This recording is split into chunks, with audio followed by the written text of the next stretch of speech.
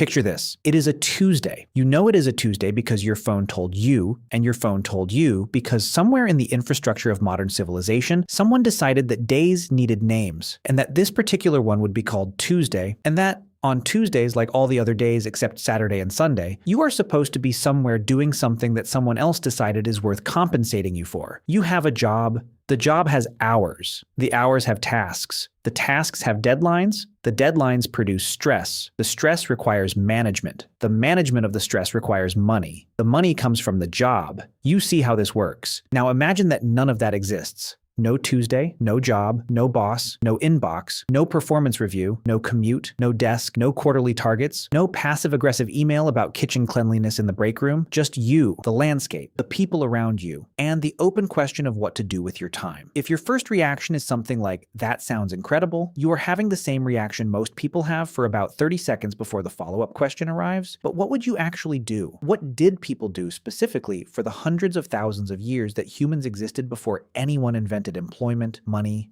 agriculture, or the concept of a work week? Because here is the assumption that almost everyone carries, usually without examining it, that ancient life must have been consumed entirely by survival, that prehistoric people woke up, spent every waking hour desperately searching for food, narrowly avoided being eaten by something large, collapsed from exhaustion, and did it all again tomorrow. A grinding, relentless, joyless struggle with no room for anything else. That assumption is wrong. Demonstrably, fascinatingly, almost embarrassingly wrong. And unpacking exactly how wrong it is and what ancient humans were actually doing with their days is one of the most surprising journeys you can take through human history. Start with the most fundamental question. How much time did ancient hunter-gatherers actually spend obtaining food? This question was largely unanswered and largely unasked until the 1960s, when anthropologist Marshall Salins synthesized fieldwork conducted with contemporary hunter-gatherer groups and produced a conclusion so counterintuitive that it generated controversy for decades afterward. Salins observed that the hunter-gatherer groups studied, including the Kungsan of the Kalahari and Australian Aboriginal groups, spent somewhere between 2 and 5 hours per day in food-obtaining activities. Not 12 hours, not all day, 2 to 5 hours on average to meet their nutritional needs. Salins called hunter-gatherers the original affluent society, using affluent not in the sense of material wealth, but in the sense of having sufficient time and resources for the things that mattered. The argument was that hunter-gatherers were affluent in time in a way that agricultural and industrial societies were not, because their needs were modest, their environment provided them, and the work required to extract those provisions from the environment was limited. This finding has been debated, refined, and complicated by subsequent researchers, and it is worth being clear that the picture is not uniformly rosy. There were days of hard physical effort. There were periods of scarcity when food was difficult to find. There were seasonal variations that required more intensive work at certain times. The average conceals real variation, but the basic structural point has held up.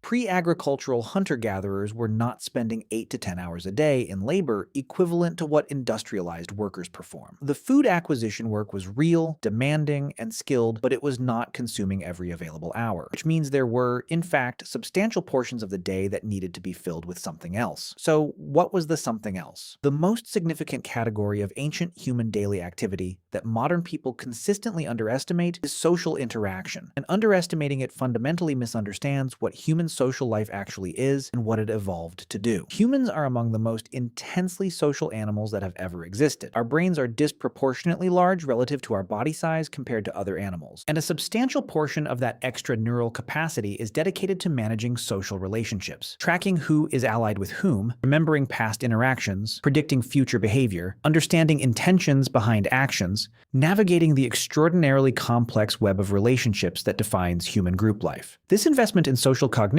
is not accidental. It was selected for over millions of years because social competence was survival critical in the environments our ancestors inhabited. Being well connected in a hunter-gatherer group was not a personality trait or a lifestyle choice. It was a survival strategy. A person with strong social bonds had allies who would share food during scarcity, who would care for them when sick or injured, who would support their interests in group decisions, and who would defend them against threats from within and outside the group. A person with weak social bonds had none of those things. The social network was the safety net, and maintaining it required investment. Contemporary hunter-gatherer groups spend enormous amounts of time in activities we might loosely classify as socializing, but which are actually highly functional social maintenance behaviors. Conversation, storytelling, laughter, communal meals, grooming, play, music, and the kind of extended relaxed social presence that signals connection and trust between individuals. These activities are not downtime between real activities. They are among the primary activities, performing essential functions for group cohesion and individual well-being. Studies of the Chosh Kungsan found that adults spent multiple hours each day in conversation, storytelling, and social visiting. They talked about food,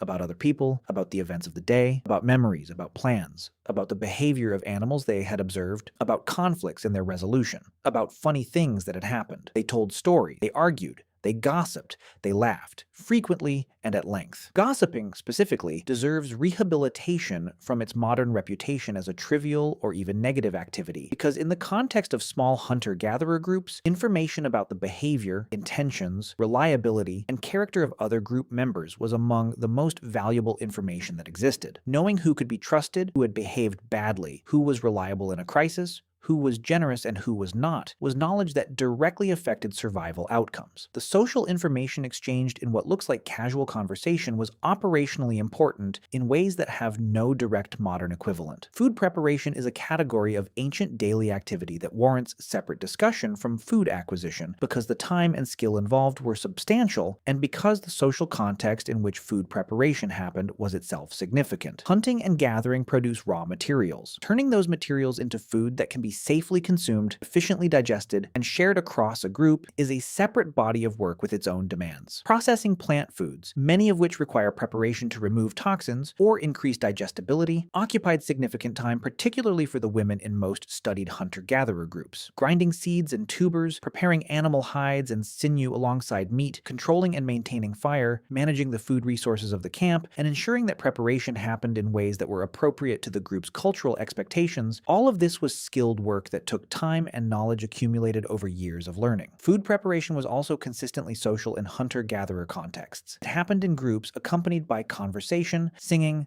and the kind of parallel social activity that characterizes work that is done in community. The communal preparation and sharing of food was one of the primary contexts in which social bonds were maintained and demonstrated, and the obligations surrounding food sharing in hunter-gatherer groups were among the most significant social rules governing group life. Who shared with whom, how generously, with what acknowledgement, and with what expectation of reciprocity, were matters of considerable social importance embedded in the ordinary activity of preparing and distributing food. Tool-making and maintenance occupied a category of ancient daily activity that is easier to document than many others because tools survive in the archaeological record. What the artifacts tell us is that tool production was considerably more skilled, time-consuming, and cognitively demanding than the finished products suggest to modern eyes. The production of a sophisticated stone tool, a carefully shaped hand axe, or a set of finely worked projectile points required knowledge of specific stone types and their fracture properties, skilled technique developed through extended practice, and the ability to visualize and work toward an intended form through a series of carefully controlled removal steps. Flint knapping, as it is known, is technically demanding enough that modern experimental archaeologists spend years developing proficiency, and the quality of some ancient tool production suggests levels of skill that required substantial investment to achieve. Beyond the production of new tools, existing tools required maintenance, resharpening, hafting onto new handles when handles broke, replacement of components, and the assessment of when a tool had been worked to the point of no longer being serviceable. This maintenance work was regular and ongoing, woven into the fabric of daily activity rather than being a special event. The making of items beyond stone tools, which dominated the archaeological record simply by being the most durable material, would have occupied significant time as well. Wooden tools, leather, plant fiber cordage, baskets, nets, containers, clothing in environments where clothing was necessary, and the various other material items that hunter-gatherer life required were all produced by hand from raw materials, each representing accumulated skill and invested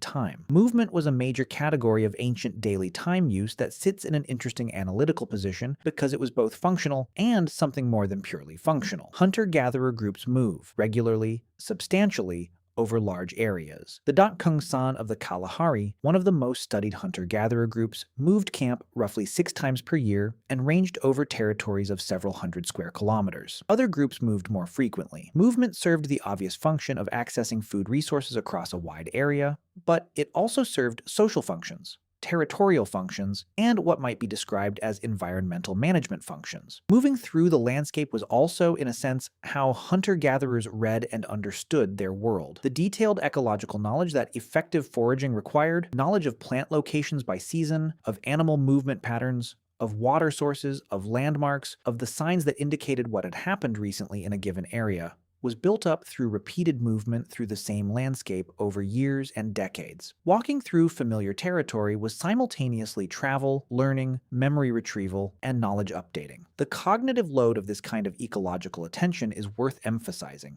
because it is radically different from what most modern movement involves. A hunter-gatherer moving through their territory was constantly reading the environment for information, the condition of plant food sources, the signs of animal presence and movement, the state of water sources, the weather indicators, the behavior of birds and other animals that provided indirect information about conditions. This was not passive travel, it was active attention requiring sustained cognitive engagement. By the way, if you want to go even deeper into the secret lives of ancient humans, I just launched a full course called The Secret Lives of Ancient Humans. 10 modules, 3+ hours of content, covering everything we never talk about on YouTube. What they feared, how they communicated, what hunted them, and much more. Plus an exclusive PDF guide included. Link in the description, see you inside. Play deserves its own section, because the dismissal of play as a trivial or childhood-only activity significantly misrepresents what it is and what it was in ancient human life. Play is a category of behavior that appears across all mammals and in particularly rich forms in social mammals with large brains. It serves multiple developmental and social functions, it develops physical skills through low-stakes practice, it teaches social rules through interaction, it builds and tests relationships, it develops cognitive flexibility through the imaginative and problem-solving elements that characterize complex play, and it produces neurological rewards that motivate the behavior and thereby ensure its continuation. In hunter-gatherer groups, play was not limited to children. Adults played regularly and at length. Games involving physical skill, games of strategy, games of chance, competitive games between individuals and groups were features of life across virtually every studied hunter-gatherer group. Some of these games had obvious skill development functions. Games involving throwing accuracy, running, wrestling, and other physical capacities that mattered in hunting and conflict were practiced playfully in ways that maintained and developed those capacities. But play also served social functions that extended beyond skill development. Games involving competition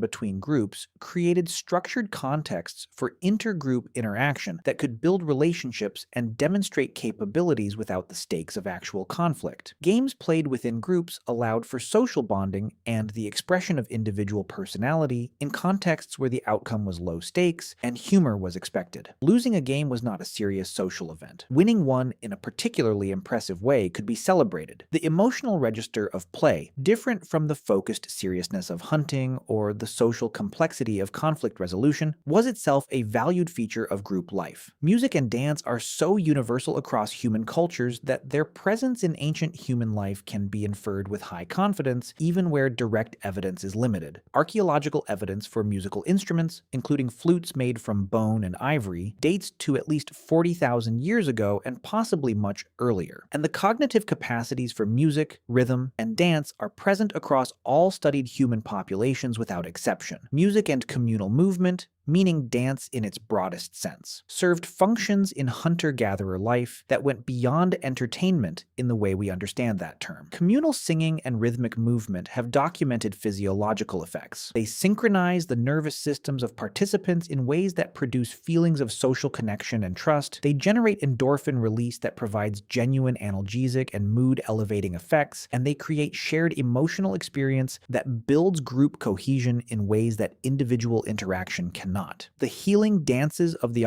San, described extensively by anthropologists who studied the group, were complex, sustained, all-night communal events involving music, rhythmic movement, and states of altered consciousness induced by the sustained physical effort and social intensity of the gathering. These events were healing ceremonies, but the healing they performed was as much social and psychological as physical, maintaining the cohesion and emotional health of the group through periodic collective experience of intense shared feeling. Regular music making in less ceremonially elaborate forms occurred in the daily context of camp life. Songs accompanying work, lullabies accompanying childcare, music played in the evening around fires when the day's work was done and the group was gathered. The sonic environment of a hunter-gatherer camp was not silent. It was regularly musical in ways that served the constant maintenance of social connection and emotional regulation. The transmission of knowledge from older to younger generations occupied substantial time and attention in ancient human daily life. And it is worth understanding how different this process was from formal education as modern societies practice it. In the absence of writing,